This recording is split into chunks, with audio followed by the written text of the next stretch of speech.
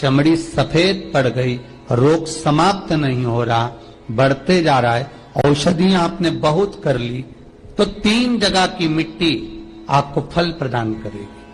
पहला, सूर्य कुंड की मिट्टी। स्कंद पुराण सूर्य कुंड कहां पर है? तो कहा दतिया और झांसी के बीच में सूर्य कुंड निवास करता है। उस सूर्य कुंड की मिट्टी को लाकर जिस व्यक्ति को कुष्ठ रोग हो गया हो, शरीर की चमड़ी सफेद पड़ गई हो, स्कंद पुराण कहती है सूर्य कुंड की मृदा लगा लेने से 5 से 7 दिन में रोग समाप्त होने लगता है महाराज। पर सूर्य को सर्वाधिक प्रियता क्या?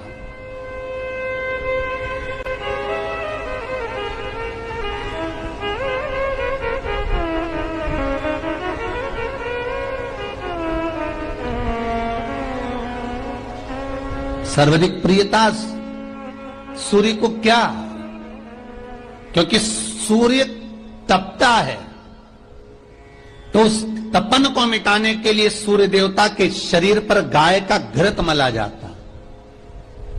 जैसे शनि को तेल लगाया जाता है, सूर्य को घृत मला जाता। इसलिए सूर्य कुंड का एक नियम है कि सूर्य कुंड पर से अगर हम मिट्टी लेकर आते हैं, शरीर पर लगाने के बाद जब शरीर का चर्म रोग समाप्त हो जाए, सफेद चमड़ी अपने वापिस रंग में आ जाए, तब आप जितनी कामना कर आते हैं उतना घी उस सूर्य कुंड के पास में डालना पड़ता है। 1 किलो, 2 किलो, आधा किलो, 250 ग्राम, 25 ग्राम, 50 ग्राम, जो आपने कामना करी है उतना चढ़ाना पड़ता। पर वो घी गाय का होना चाहिए, और उस घी का प्रयोग कोई नहीं कर सकता। इसलिए आज भी स्कंद पुराण में तो केवल सूर्य कुंड का वर्णन है, घृत का वर्णन है, पर स्थान आज भी झांसी और दतिया के बीच में जो सूर्य कुंड विराजमान है, आज भी वहां पर कुंड के पास में एक घी का कुआं है जिसमें घी डाला जाता है, पर उस घी का प्रयोग कोई दुनिया का व्यक्ति नहीं कर सकता। जो करता है वो शरीर में फपोले पड़ जाते हैं और बाद में सड़कर मर जाता है।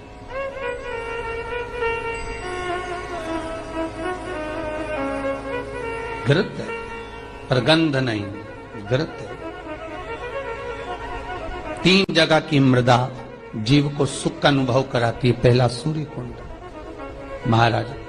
दूसरा वर्णन करा है, जिस स्थान पर गौ माता को बांधा गया हो और गाय अपने बछड़े को, बछिया को जन्म देती हो, उस स्थान पर उसकी मिट्टी, उसकी मृदा, उस जगह की रज, जब मकान का मुहूर्त होता है, दुकान खोली जाती है, दुकान बनाई जाती है, दुकान में कोई अग्नि का प्रवेश हो, उससे पहले जहां पर गाय ने अपने बछड़े को जन्म दिया हो, बच्चे को जन्म दिया हो, उस स्थान की मिट्टी उस भूमि पर लेपन कर दी जाए तो जिंदगी में कभी संपदा की कमी नहीं हो सकती महाराज। ये दूसरी